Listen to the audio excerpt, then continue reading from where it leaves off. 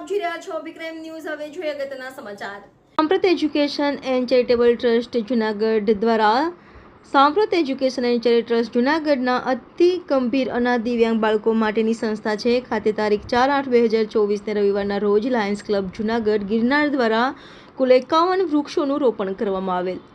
આજ રોજ લીમડો, પીપળો તેમજ ફળમાં ઝાડ, અંજીર, જામફળ, આંબા, ચીકુડી, દાડમ, રાવણા વગેરે કુલ 51 વૃક્ષો સંસ્થાના પટાંગણમાં રોપવામાં આવેલ। દરેક વૃક્ષને લાયન્સ ક્લબના સભ્ય દ્વારા નામ આપવામાં આવેલ। લાયન્સ ક્લબ જૂનાગઢ ગિરનારના સહયોગથી કાયમી આ વૃક્ષોની માવજત અને ઉછેર થાય તેવા સંસ્થા દ્વારા સંકલ્પ કરેલ છે। આ તકે લાયન્સ ક્લબ જૂનાગઢ ગિરનારના લાયન શ્રી જયકિશનભાઈ દેવાણી, પ્રમુખ શ્રી લાયન રાજુભાઈ ભોજાણી, લાયન પૂર્વ પ્રમુખ Shri Girishbhai Mashru, lion Shaileshbhai Rupareliya, lion Pankajbhai Palan, Leo પ્રમુખ કોલરિયા વગેરે મહાનુભાવો ઉપસ્થિત રહેલ। સમગ્ર કાર્યક્રમને સફળ બનાવવા સંસ્થાના પ્રમુખ શ્રી મહેન્દ્રભાઈ પરમાર તથા સ્ટાફે ભારે જહેમત ઉઠાવી હતી।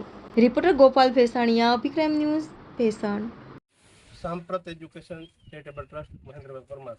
આજે આપણી આ સંસ્થા है આમ તો અતિ ગંભીર દિવ્યાંગ બાળકો માટેની છે કે જે સામાજિક રીતે દિવ્યાંગ હોય અને સામાજિક રીતે દિવ્યાંગ એટલા માટે કહું કે સિંગલ વાલી અથવા તો બેમાંથી એકની ગેરહાજરી હોય એવા બાળકોને આપણે એડમિશન આપીએ છીએ।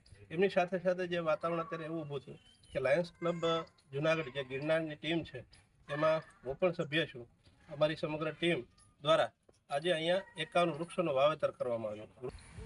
સાંપ્રત એજ્યુકેશન ટ્રસ્ટ અને લાયન્સ ક્લબ જૂનાગઢ ગિરનારના સંયુક્ત ઉપક્રમે આજે આ કાર્યક્રમ એટલા માટે યોજાણો કે લાયન્સ ક્લબ જૂનાગઢ ગિરનારને વૃક્ષો વાવવાનો, વૃક્ષોને ઉછેરવાનો અને મોટા કરવાનો જે સંકલ્પ લેવામાં આવેલો હતો એના માટે એક સરસ જગ્યા કે જ્યાં કાયમી ધોરણે આ વૃક્ષોનો નિભાવ થાય, એની માવજત થાય અને એ વૃક્ષો મોટા થાય એની કાળજી લેવાય। તો એવી સરસ જગ્યા માટે અમે જ્યારે મહેન્દ્રભાઈને વાત કરી તો મહેન્દ્રભાઈએ કીધું કે સાહેબ આપણી સંસ્થામાં જે બધી સુવિધાઓ આપણે ઊભી કરીએ અને એના માટે થઈને આજે અહીંયા 51 વૃક્ષો જેમાં ફળફળાદીના વૃક્ષો, લીમડો અને પીપળો આ સહિત